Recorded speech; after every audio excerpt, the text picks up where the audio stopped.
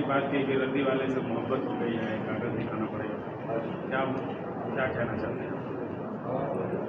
देखिए, सबसे पहली बात तो ये है कि ये क़ानून जो मोदी सरकार ने आज से 4 साल पहले बनाया था वो संविधान के ख़िलाफ़ है।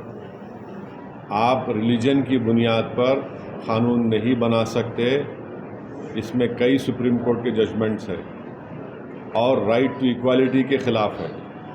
आप कैसे हर रिलीजन को आप उसकी इजाज़त दे रहे हैं उनको, और आप जो रिलीजन जिनका इस्लाम है उनको आप नहीं दे रहे, वो एक पॉइंट है।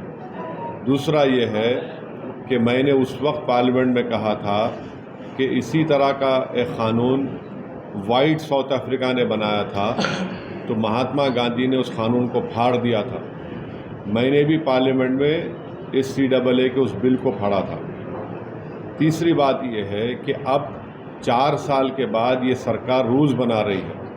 मैं देश को ये बताना चाह रहा हूँ कि मैंने नहीं, मौजूदा अभी प्रेजेंट होम मिनिस्टर ने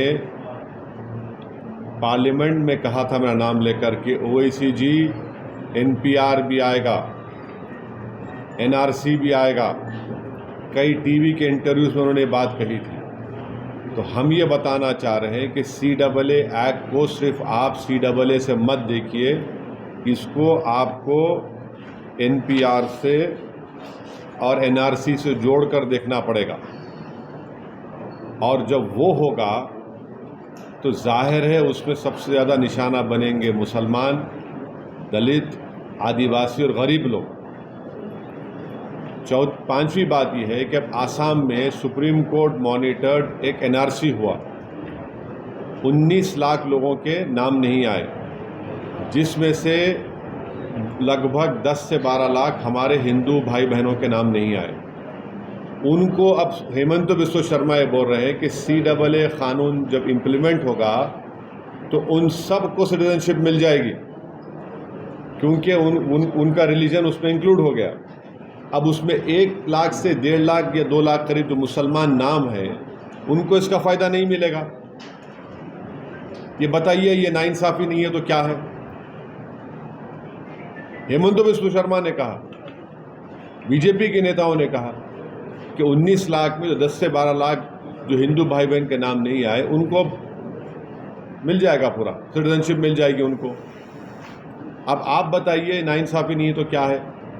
छठी बात यह है कि भारत में सिर्फ 5% लोगों के पास पासपोर्ट है, ओनली 5% लोगों का पासपोर्ट है, रिमेनिंग लोगों ने पासपोर्ट नहीं है।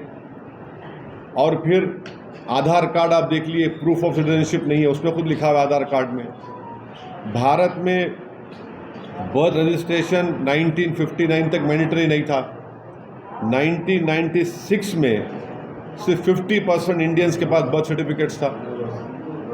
तो जब NRC होगा, NPR होगा, तो उसमें बायोमेट्रिक एक्सरसाइज होंगी उसमें, और लोकल रजिस्ट्रार में लिस्ट लगाई जाएगी प्रमोद साहब की, असद साहब की। अब प्रसाद साहब जाके बोल सकेंगे नहीं, असद साहब के डाउटफुल है, मैं डाउटफुल बन जाऊंगा। अब मुझे प्रूफ करना पड़ेगा। अब मैं मेरे दादा का बर्थ सर्टिफिकेट लेकर आऊँ, क्योंकि मेरा रिलीजन इस्लाम है, अब मैं फिरते रहूँ तो फ़ायदा किसका होगा? रद्दी वाले का ही फ़ायदा होगा ना। तो ये इसीलिए ये एक्सरसाइज ये जो लॉ है ये रिलीजन की बुनियाद पर बनाया गया, ये डिस्क्रिमिनेटरी है, अनकॉन्स्टिट्यूशनल है। और ये बोलना कि जो हमारे हिंदू और सिख भाई या क्रिश्चियन भाई जो पाकिस्तान में, अफ़गानिस्तान में, बांग्लादेश में रह रहे हैं उनको सिटीजनशिप नहीं दे सकते, झूठ है ये। हमेशा सरकार के पास इख्तियार था, एग्जीक्यूटिव ऑर्डर से आप दे सकते थे। और आखिरी बात, नरेंद्र मोदी और बीजेपी को ये क्यों भूल गए कि कितने लाखों लोग कश्मीरी पंडित मुल्क से बाहर हैं, जो मुल्क से कश्मीर से बाहर है, उनको आप क्या कर रहे हैं? उनको आप क्या कर रहे हैं? भूल गए आप कश्मीरी पंडितों को? कम से कम 5 लाख कश्मीर के बाहर हैं, लेकर जाइए ना कश्मीर में उनको। इंग्लैंड में इंडियन जो वहाँ के इंडियंस यहाँ पर वहाँ चले गए जो इलीगल है उनको वापस लेकर आइए। ग्रेट ब्रिटेन बोल रहा है कि लेकर आइए वापस, सरकार बोलती है हम नहीं लेकर आएंगे। तो ये गलत है, डिस्क्रिमिनेटरी है, अनकॉन्स्टिट्यूशनल है। सरकार के पास पहले से पावर्स थे और है और रहेंगे कि वो जो हिंदू भाई बहन पाकिस्तान में है या बांग्लादेश से हैं, आप दे सकते हो उनको। और मैंने खुद केस डाला है सुप्रीम कोर्ट में। हम लोग जब CAA का हियरिंग हुई थी, हमारे लॉयर जनाब निज़ाम पाशा साहब ने स्टे की मांग की थी, तो गवर्नमेंट ने कहा था कि अभी रूल्स नहीं बनाए। अब जब रूल्स बनाए तो हम सुप्रीम कोर्ट में डालेंगे और इसके ऊपर हम कोशिश करेंगे कि सुप्रीम कोर्ट में जाकर इसको उठाया जाए इस मसले को।